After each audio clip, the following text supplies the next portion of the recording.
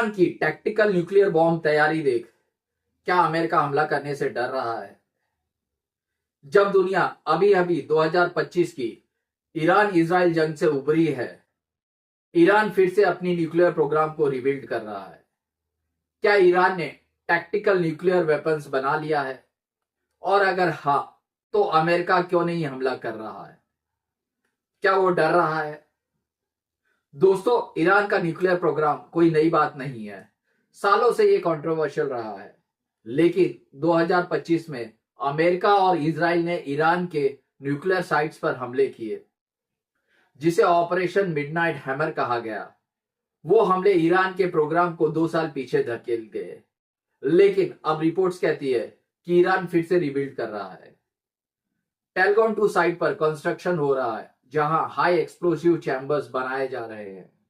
ये nuclear weapon के लिए यूजफुल हो सकता है। बड़ा सवाल, क्या ईरान के पास न्यूक्लियर बॉम्ब है? ऑफिशियली नहीं, लेकिन आईएईए और अमेरिकी इंटेलिजेंस कहती है कि ईरान के पास 60% एनरिच यूरेनियम का स्टॉक है, जो कई न्यूक्लियर बॉम्ब बनाने के लिए काफी है। और अब खबरें यह है कि सुप्रीम लीडर खामेनेई ने मिनिएचराइज्ड वॉरहेड्स यानी कि छोटे छोटे न्यूक्लियर बॉम्ब डेवलप करने की अप्रूवल दे दी है। टैक्टिकल न्यूक्लियर बॉम्ब्स ये छोटे टारगेटेड वेपन्स होते हैं जो बैटलफील्ड पर यूज किए जा सकते हैं, न कि बड़े शहरों को तबाह करने के लिए।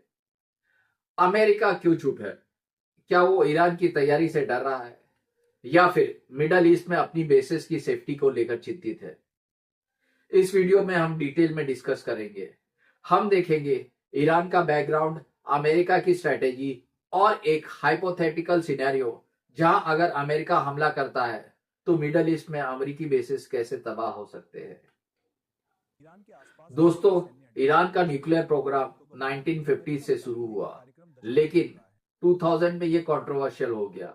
ईरान कहता है कि ये पीसफुल है पावर जनरेशन के लिए, लेकिन वेस्टर्न इंटेलिजेंस का मानना है कि ईरान न्यूक्लियर वेपन्स डेवलप कर रहा है।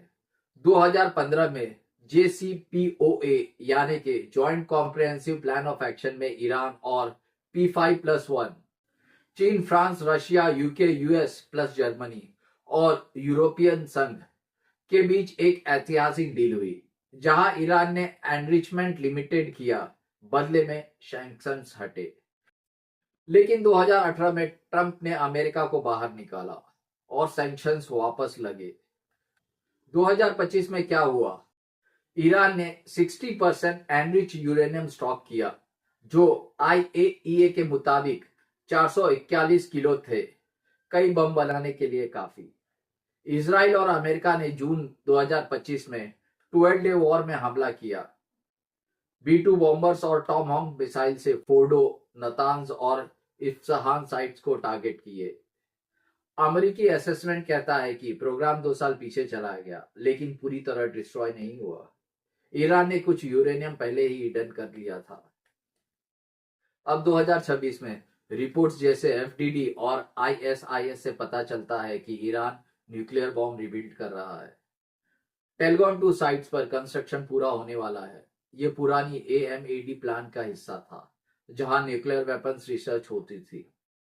इटालियन इंस्टीट्यूट की रिपोर्ट कहती है कि खामेनेई ने कॉम्पैक्ट वॉरहेड्स अप्रूव किए हैं, जो बैलिस्टिक मिसाइल्स पर फिट हो सके। ईरान के पास खुर्रमशहर मिसाइल्स है, 2000 किलोमीटर रेंज वाली, जो यूएस बेसिस तक पहुंच सकती है। टैक्टिकल न्यूक्लियर बम क्या है? ये छोटे पावर के बम होते हैं, 1 से 100 किलो टन के, जो आर्मी फोर्सेस को टारगेट करते हैं, न कि सिविलियंस को। ईरान अगर इन्हें बनाता है तो मिडल ईस्ट में बैलेंस चेंज हो जाएगा। रूस और चीन से ईरान को हेल्प मिल रही है।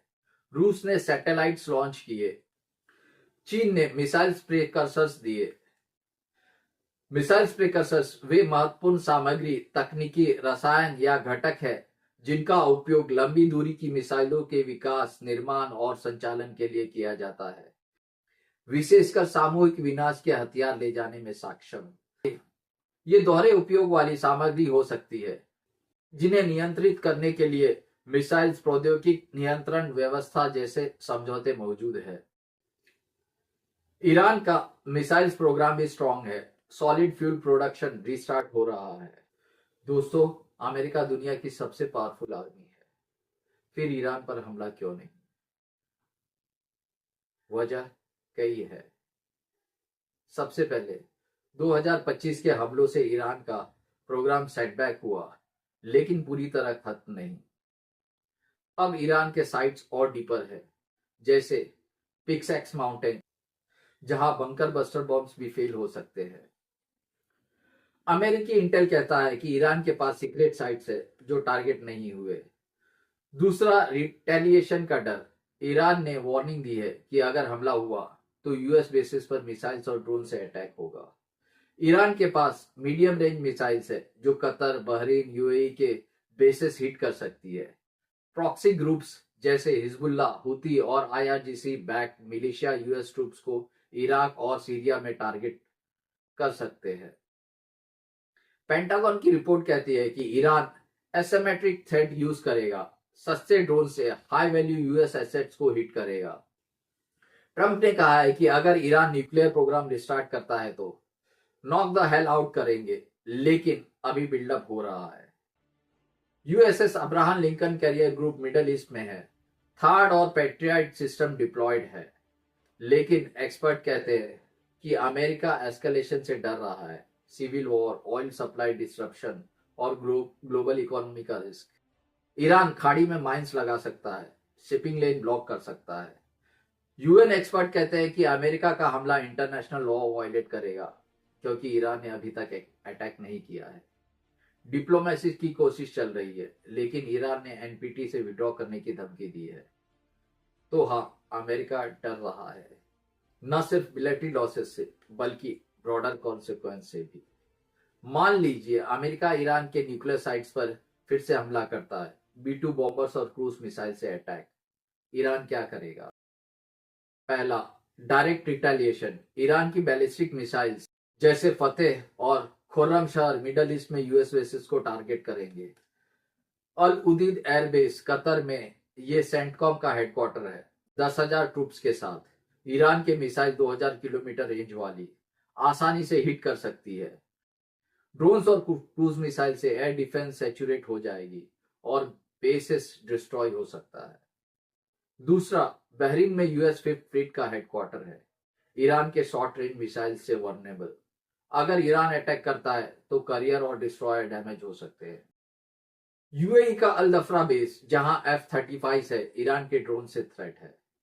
तीसरा, proxy attack. IRGC back militia Iraq और सीरिया में यूएस ट्रूप्स पर हमला करेंगे। हुती यमन से रेड सी में शिपिंग अटैक करेंगे। हिजबुल्ला इजराइल पर, लेकिन यूएस एसेट्स को भी टारगेट कर सकते हैं। ईरान गल्फ में माइंस लगा सकते हैं। ऑयल टैंकर्स ब्लॉक, जो यूएस इकोनॉमी को हिट करेगा। परिणाम, पूरे US bases network Kuwait, Oman, Saudi अरब तक तबाह हो सकता है। हजारों कैजुअलिटीज, एस्केलेशन से फुल वॉर। दोस्तों, ईरान की टैक्टिकल न्यूक्लियर तैयारी अमेरिका को चैलेंज कर रही है, लेकिन अमेरिका हमला करने से हिचक रहा है क्योंकि रिस्क बहुत बड़े हैं। मिडल ईस्ट में यूएस बेसिस का नेटवर्क मजबूत है, लेकिन ईरान की एसिमेट्रिक कैपेबिलिटी से थ्रेट है। दो बड़े सवाल। पहला, क्या वॉर होगी? दूसरा, डिप्लोमेसी और नेगोशिएशन से सॉल्यूशन निकलेगा? इंतजार कीजिए। अगर आपको वीडियो पसंद आए तो लाइक, शेयर, सब्सक्राइब करें। कमेंट्स में बताएं आपका क्या विचार है। अगले वीडियो में मिलते हैं। नमस्कार और बहुत बहुत धन्यवाद।